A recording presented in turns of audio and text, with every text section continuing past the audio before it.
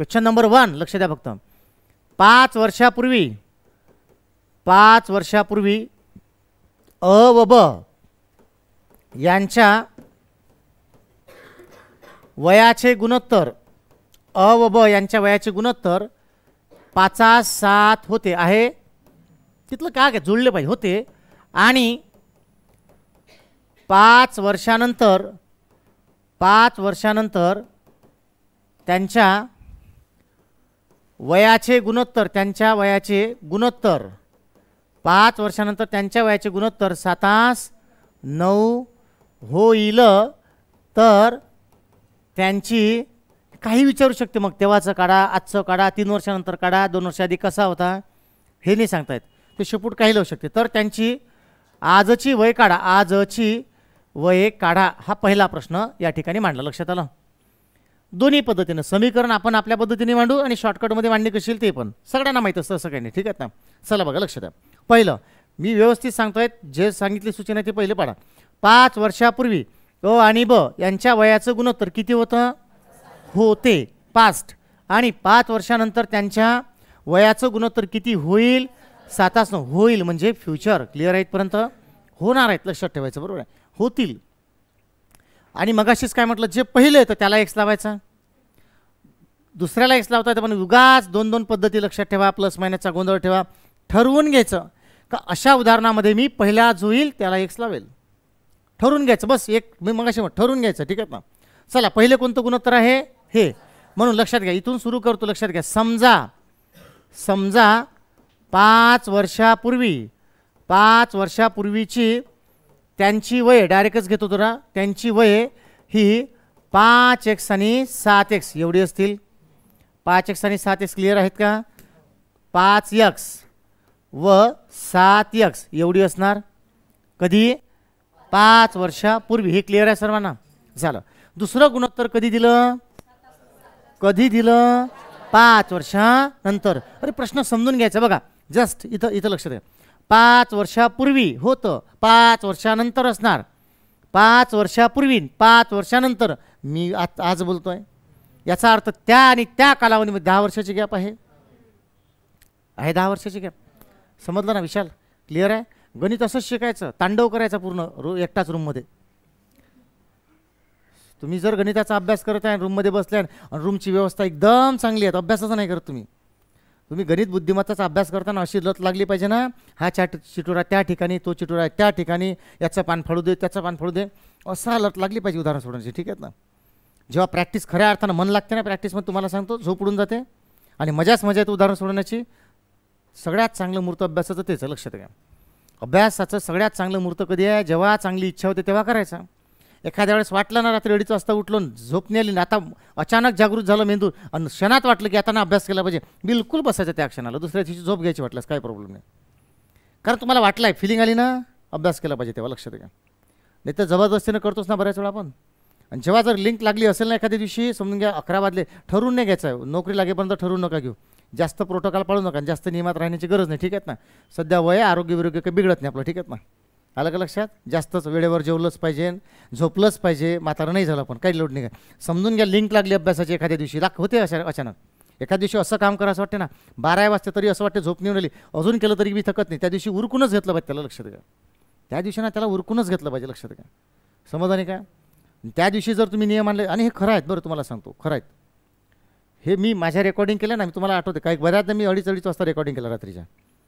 जेव्हा स्क्रीन नवीन आणली होती ना लॉकडाऊनमध्ये. नवीन आणलं की नवीन म्हणजे खेळणंच असते ना. नवीन एखादी गोष्ट जर आणली आपल्यासाठी काय असते ते, हा म्हणजे तुमच्यासाठी एखादी नवीन गोष्ट आणली, गाडी आणली तर कसं झोप लागते काय. गाडी जर नवीन घेतली, समजा उद्या जर तुम्ही गाडी तुम्हाला घेऊन दिली, तुम्ही जर पहिल्या पगारात गाडी आणली, झोप नाही लागत 8 दिवस आनंदाच्या भरात. कापड तर 50 रुपयाचा कापड आणतो पुसाल, त्याचा फाटल्या कापडानं जमतही नाही मग ते पुसणं.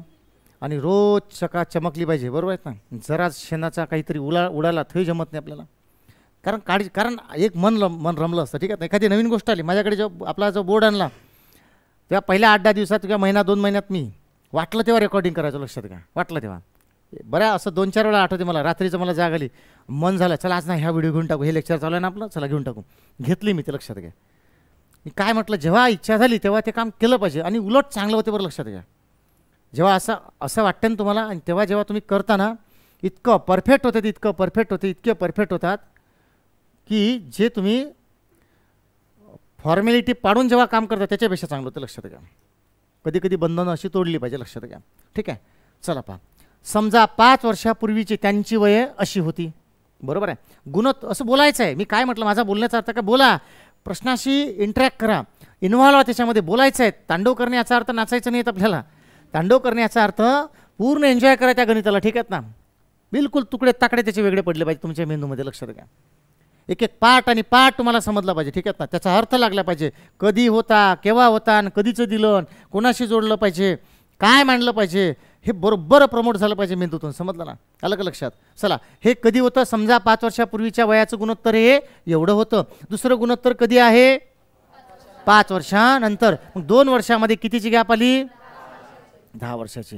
हे गुणोत्तर किती होणार, मग हे 5 वर्ष तिथून पुढं 10 वर्षानंतर, म्हणजे आजच्यापासून 5 वर्ष पुढं जे होणारं गुणोत्तर आहे हे त्यावेळेच्या वयाशी एकरूप, म्हणजे एकरूप नाही, प्रमाणात असतील. हो किंवा नाही. हे 5 वर्षानंतरचं, तिथून पुढं 10 वर्षानंतरचं गुणोत्तर हे त्यावेळेच्या वयाशी प्रमाणात असतील की नसतील. म्हणजे मला पहिल्यांदा 5 वर्षानंतरची, म्हणजे तिथून पुढं 10 वर्षानंतरची वय पहिले तयार करायला लागेल. म्हणजे याचा अर्थ लक्षात घ्या, 5 वर्षापूर्वीची अशी होणार. म्हणून 5 वर्षानंतर, 5 वर्षानंतरची त्यांची वये लक्षात ठेवायचं. 5 वर्षानंतरची त्यांची वये ही 5x + 10 व 7x + 10 अशी असणार. आता प्रश्न उद्या पडणार तर आहेच, 10 कुठून आणले, 5 कुठून आणले, कारण तुम्ही ते करणारच आहे जे करत होते आतापर्यंत सुका वगैरे. 5 आणि 5 10 झाली. क्लिअर आहे. तर एवढं चुकलं म्हणून उदाहरण चुकतं. ठीक आहे. तर 2 कालावधीमधला गॅप किती आहे, 10 वर्षाचा. म्हणून इथं 10 प्लस केले. आणि उदाहरणाच्या अटीनुसार त्यांची 5 वर्षानंतरचे वयाची वय 5x + 10 / 7x + 10 यांच्या वयाचं गुणोत्तर हे 7-9 होणार. क्लिअर आहे. जर तुम्ही याला x लावला तर फक्त मायनस होईल, मग 10 येईल, तिथे -10 होईल, असं होईल. म्हणून असं लावायचं समीकरण. ठीक आहे ना. प्लसमध्ये येऊन जातं, टेन्शन राहत नाही. ठीक आहे ना. मग याला सोडवायचं. इथं तर बिलकुल जमणार नाही. आता 9×5 = 45x. लक्षात घ्या. 9×5 = 45x झाले, प्लस 9×10 = 90 झाले, 10×7 = 49x झाले, प्लस 10 × 70 झाले. बघा चला, 45x प्लस मायनस किती, 49x = 70 - 90. म्हणजे याचा अर्थ -4x = -20. म्हणजे x किती आले, 5. क्लिअर आहे का. आता पाहिजे तेवढं सोडा ना, कुठं पाहिजे तर. ठीक आहे, काही करू शकतो आपण इथून. लक्षात घ्या. आता काय करा, म्हणून याला घ्या नाही तर त्याला घ्या, काय प्रॉब्लेम. म्हणून 5 वर्षापूर्वी, लक्ष द्या, 5 वर्षापूर्वीची वये, आता 5 वर्षापूर्वी मला इकडे लिहायचं म्हणून मी इथे लिहितो. 5 वर्षापूर्वीची वये आता बघा, 5×5 = 25 व 5×7 = 35 असे असेल. हे क्लिअर आहेत का. 5×5 = 25 आणि 5×7 = 35 असेल. प्रामाणिकपणे सांगा. क्लिअर आहे. झालं. त्याला पाहिजे काय, त्या प्रश्नात विचारलं आजची वय. मग घाई नाही करायची. म्हणून आजची वय हे 25 आणि 5 30 आणि 35 आणि 5 40 असं नाही होईल का. फक्त प्लस मायनस कशामध्ये किती केलं पाहिजे हे तर थोडंसं भान ठेवायचं. पहिला क्लिअर आहे. ठरलेला प्रोग्राम आहे. इतके सोपे जातात हे प्रश्न, आणि आवर्जून असे प्रश्न परीक्षेला असतात. रेग्युलर प्रकार आहे तो, चुकला नाही पाहिजे. लक्षात घ्या. क्लिअर आहेत का. हा क्लिअर आहेत. मागे असेल तर मायनस होणार, पुढे येईल तर प्लस येणार. एक हा झाला बघा. आणि दुसरी एक मेथड सांगतो. याला लिहिताना रजिस्टरमध्ये पहिलं हेच लिहायचं, नंतर दुसरी पद्धत जे सांगतो ते नंतर लिहायची. आता याच इक्वेशनला मी संक्षिप्त स्वरूपात कसं मांडायचं हे सांगतो. लक्ष द्या फक्त. बरोबर हेच समीकरण संक्षिप्त स्वरूपात मांडायचं आहे. लक्ष द्या. अ आहे, ब आहे. लक्ष द्या. बरं, अ आहे, ब आहे. यांचं 5 वर्षापूर्वीचं गुणोत्तर किती आहे, 5×4 5×7 आहे. म्हणजे 5×7 म्हणजे 5x आणि 7x कधी होतं, 5 वर्षापूर्वी. हे पूर्वीचं होतं, बस एवढं पूर्वी लिहून टाकतो समजण्यासाठी म्हणून. ठीक आहे ना. आता 5 वर्षानंतर म्हणजे दोघांमध्ये जर मी +10 केले तर 10 प्लस केले तर इथं होणार 5x + 10 आणि 7x + 10. हे 5 वर्षानंतरचं गुणोत्तर वय असेल, आणि 5 वर्षानंतरचं वय आणि त्यांचं गुणोत्तर प्रमाणात आहे म्हणजे 7×9. इक्वेशनचा हा एक सिद्धांत या ठिकाणी लक्षात घ्यायचा आहे, बरोबर आहे. मांडणी डेव्हलप करायची आहेत. कळत आहे का सर्वांना? म्हणजे तेवढं मोठं मांडल्यापेक्षा असं मांडा, ठीक आहेत ना. म्हणजे आहेत शेवटी तेच 9×5 45x प्लस 9×10 हे 90 इक्वेशन आहे ना ते प्रमाणात. 7×7 49x प्लस 10×7 70. काढू थोडं थेट डायरेक्टच. म्हणजे x इज इक्वल टू किती आलं 5. इथूनही तुम्हाला उत्तर समोर घेऊन जाता येईल. आता समजलं? प्रामाणिकपणे सांग. क्लिअर आहेत का? क्लिअर आहे? पहिला प्रश्न क्लिअर आहेत का? बोला. पहिला क्लिअर आहे सर्वांना? हे क्लिअर आहे 100%. म्हणजे आता इथंच थोडी चर्चा करू आपण. लक्ष द्या चांगलं. चर्चा करू आणि चर्चेतून पुढे जाऊ. सपोज या ठिकाणी सगळं इथंच घेऊ, ठीक आहेत ना. 10 उदाहरणं घेतल्यापेक्षा त्यांना जर म्हटलं 5 वर्षा किंवा 5 वर्षापूर्वी अ आणि ब यांच्या वयाचं गुणोत्तर 5:7 होतं आणि आज त्यांच्या वयाचं गुणोत्तर 3:4 होतं, तर फक्त 10च्या जागी 3 येईल, सॉरी 5 येईल. कारण 5 वर्षानंतरची ना आपण, हो किंवा नाहीत. हे 10 वर्ष दोन गुणोत्तरामधली गॅप होती म्हणून आपण तिथं 10 प्लस केले. जर त्यांना 5 वर्षापूर्वीचं आणि आजचं म्हटलं असतं तर आपण या ठिकाणी फक्त +5 केले असते, तरी उदाहरण असं सोडवलं असतं. हे कळत आहेत का? जर त्यांना म्हटलं असतं आज अ आणि ब यांच्या वयाचं गुणोत्तर 3:4 आहे आणि 5 वर्षानंतर एवढं होईल, तर आज त्यांचं वय 3x आणि 4x घेतलं असतं. +5 करून 7 मांडले असते. समजत आहे का रे? नियम समजले ना? प्रामाणिकपणे सांग. क्लिअर आहे का? क्लिअर आहेत का? लक्षात येईल सर्वांना? लक्षात येईल का रे? लक्षात येईल का? लक्षात येईल. एक अशी पद्धत, असा एक प्रश्न असतो. हे क्लिअर आहे सर्वांना? पहिला प्रश्न आपण या ठिकाणी शिकलो कुठला? कोणत्याही 2 काळापैकी एका काळामध्ये दोघांच्याही कुठल्याही 2 काळामध्ये दोन्ही व्यक्तींच्या वयांची निश्चित गुणोत्तर दिले असेल तर आधीच्या वयाला x लावून गुणोत्तराला पुढे त्याला कॅरी ऑन करायचं. क्लिअर आहे? म्हणजे सोपं जाईल असं नाहीत. दुसरं आहे आता, कुठल्याही 2 काळापैकी एका काळामध्ये एका व्यक्तीचं वय निश्चित दिलं असेल आणि दुसऱ्या एका काळामध्ये गुणोत्तर दिलं असेल, असा प्रकार बघू. ठीक आहेत ना? क्लिअर आहे सर्वांना? इथपर्यंत समजलं का? मागे काहीच गरज नाही. गुणोत्तर दिलं आहे ना. एकटा असेल तर घेशील, दोघाही नाही. मग त्याच्यासाठी एकासाठी x आणि y घेतला आणि दुसऱ्यासाठी काय घेशील m n. चुकेल ना ते? चुकेल ते. हां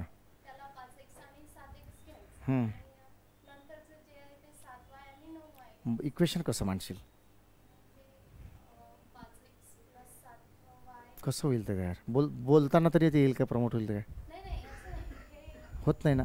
निश्चिंत डोक्यातून काढून टाका. ते असेल डोक्यात कुठंतरी, तुझ्या घरात तुझ्या मनात जागा केली असेल त्यांना काढून टाकते. कुठून वाचलं असेल, पाहिलं असेल, मागच नको लागू. त्याच्या पूर्ण डुबीत कारखाना आहे तो. होतच नाही तयार. लक्षात आलं का? या फॉर्मॅटमध्ये XY घ्यायची काहीच गरज नाही. घेऊही नका. चुकून रिक्स नाही घ्यायची. तुम्ही घेण्याचा प्रयत्न केला, तुम्हाला हेच समजणार नाही कोणासोबत काय मांडू म्हणून. ठीक आहेत ना? त्याचं कारण देतो ना मी तुम्हाला. कारण असेल तर काही सांगणार नाहीत, असं नाही. त्याचं कारण सांगतो. हे 2 गुणोत्तरे आहे. गुणोत्तराची व्याख्या काय? गुणोत्तराची व्याख्या काय? 2 सजातीय राशींची तुलनात्मक पट काढण्याचा संबंध. गुणोत्तर हे सजातीय राशी म्हणजे एकाच संख्येनं भागलं असतं म्हणून एकाच संख्येनं गुणल्या गेलं पाहिजे म्हणून x लावला जातो. समजलं ना? संकल्पना सोडून कुठंच जाता येत नाही. लक्षात आलं? क्लिअर आहे का? मी तेव्हाच सांगितलं होतं तुम्हाला. बघा 35 आणि 40, 10 चूक 40 आणि 5 35 होते काय? असं होते काय? एका समान संख्येनं आपण त्याला बघतो म्हणून त्या ठिकाणी x वापरला जातो. समजलं ना? हे क्लिअर आहे सर्वांना? पहिलं क्लिअर आहे सर्वांना इथपर्यंत? पहिलं क्लिअर आहे. आपण दुसरी पद्धत समजून घेऊ. दुसरा प्रकार हे एकदम सोपा आहे. ठीक आहे ना? अजून समजून सांगणार आहे मी.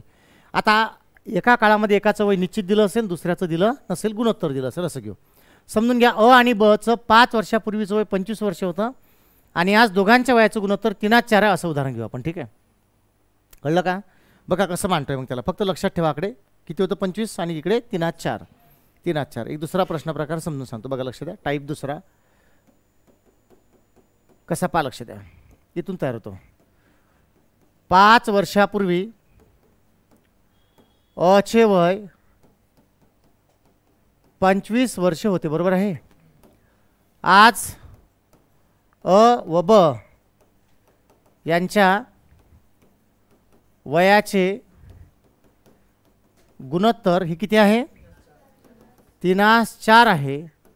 तर त्यांची आजची वय काढा. हे काही विचारू शकते शेपूट. लक्षात आलं ना? हे काही लावू शकतो तो. लक्षात घ्या. बघा लक्ष द्या. मगाचं क्लिअर आहे, मगाचं क्लिअर आहे का, मगाचं क्लिअर आहे. हा दुसरा आपण याच्यावरच काम करणार आहोत, ठीक आहेत ना. इक्वेशन वगैरे नंतर उद्याला लेक्चर राहू, आता पहिले एवढंच शिकू, ठीक आहेत ना. इथं काय लक्षात, माझी सूचना लक्षात घ्या.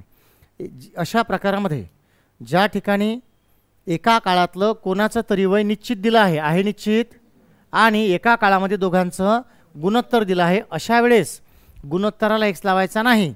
तर ज्या काळामध्ये एखाद्या व्यक्तीचं वय निश्चित दिलं असेल, निश्चित आहे ना, ते 100% माहीत आहे ना, अशा वेळेस ज्याचं नाही माहीत त्याच्यासाठी 100% एक्स घ्यायचा. समजलं? म्हणजे कसं बघा, लक्ष द्या इकडे. तर काय 5 वर्षापूर्वी अचे वय बरोबर आहे 25. म्हणून समजा 5 वर्षापूर्वीचे बचे वय बरोबर एक्स. क्लिअर आहे. परंतु आज अ आणि ब यांच्या वयाचं गुणोत्तर किती आहे? गुणोत्तर कधीचा आहे? आजचा आहे, बरोबर आहे. परंतु आज त्यांच्या वयाची गुणोत्तरे किती आहे? 3:4. म्हणून त्यांची आजची वये अनुक्रमे 25 + 5 व x + 5. क्लिअर आहे. 5 पुढं आलं असेल ना, हो किंवा नाही? झालं ना. मग समानता संबंध कसा तयार होतो बघा. म्हणजे 25 + 5 म्हणजे याचं आज 30, याचा आहे x + 5, आणि आजच्या वयाचं गुणोत्तर आहे त्यांचं 3:4. त्यांचं आजच्या वयाचं गुणोत्तर हे आजच्या वयाशी प्रमाणात राहील. समजलं आता एक्स का घ्यायचा? तर क्लिअर आहेत का? समानता संबंध आहेत, लक्षात घ्या. 3x + 15 = 120. मला असं वाटतं याच्यात तर कोणाला अडचण नसायला पाहिजे. जर असेल तर आत्ताच बाहेर काढून देतो त्याला. हे क्लिअर आहे सगळ्यांना? एक्स बिग समजते ना? क्लिअर आहे. म्हणजे बाहेर याच्यासाठी काय रिव्हिजन करून ये बा आतमध्ये. मग 3x = पटकन 105. 3x = 105 मायनस झाले. आणि x = किती? 35. किती आले? आता x = 35 हे कधीचं घेतलं होतं आपण बघा. होतं त्याचं 35 तेव्हाचं बचं, होतं की नाही? होतं ना, पूर्वी निघालं बरोबर. म्हणजे आपल्याला आता त्या दोघांचीही आजची वय घेता येईल ना. म्हणजे याचा अर्थ आजची वय बरोबर काय? तर आता बघा आजची वय काढायची, तेव्हा त्याचं अचं किती होतं? 25. म्हणजे अ बरोबर आज किती? 30. आता ब बरोबर तेव्हा किती निघाला? 35. 35 + 5 बरोबर किती? 40. म्हणजे एकाचा आज 40 आणि दुसऱ्याचं. हे क्लिअर आहेत का? पहिले आज याच्यावरचं काम करा, एक निपटून तर घ्या पहिले. हे समजलं सर्वांना? आता याला शॉर्टकटमध्ये कसं मांडता येईल बघा. अ आणि ब घेतला, इथे सुद्धा तीच पद्धत. अ आणि ब. अचं वय तेव्हा किती दिलं होतं? 25. आणि बचं माहीत आहे का? एक्स. दोघांमध्ये +5 केले म्हणजे आजचं याचं येणार 30 आणि याचं येणार x + 5. आणि याच दोघांच्या वयाचं गुणोत्तर 3:4. समानता संबंध कळत आहे सर्वांना? याला सोडवा. 4 × 12 म्हणजे 3 × 3x + 5 × 15 = 120. परत 3x = 105 आणि x = किती? 35. याला असं पुन्हा या ठिकाणी सोडता येईल. प्रश्न समजले रे सर्वांना? इथपर्यंत वयवारीची आजची सिस्टम. फक्त 2च प्रश्न आपल्याला काउंटर करायचे आज. बाकी समीकरण आणि ऑप्शन बेस्ड क्वेश्चन हे उद्याच्या लेक्चरमध्ये बघूच. पहिले याच्यावर आपल्याला आज काम करायचं आहे. हे क्लिअर आहेत का? सर्वांना समजलं? परत एकदा रिपीट करतो बघा. गुणोत्तर आणि प्रमाणाच्या संदर्भात वयवारीचे प्रश्न विचारत असताना याच्यामध्ये पहिला प्रकार जो असतो त्यामध्ये 2 काळामधले 2 गुणोत्तर दिले असतात. तेव्हा जो काळ पूर्वी येतो त्याला एक्सचा वापर करून तुम्ही पुढे त्याला रेटू शकता. झालं. दुसरा प्रकार, कुठल्या तरी एका काळामध्ये एकाचं तरी वय दिलं असेल, अशा वेळेस अशा उदाहरणात त्याच काळात निश्चित दुसऱ्याच्या वयासाठी एक्स घ्यायचा, पुढे त्याला तुम्ही अशा पद्धतीने रेटायचं आहे. क्लिअर आहेत का? समजलं सर्वांना? क्लिअर आहे सर्वांना? चालेल. तर आपण आता थेरी लिहायला सुरुवात करू. ठीक आहे, चालेल.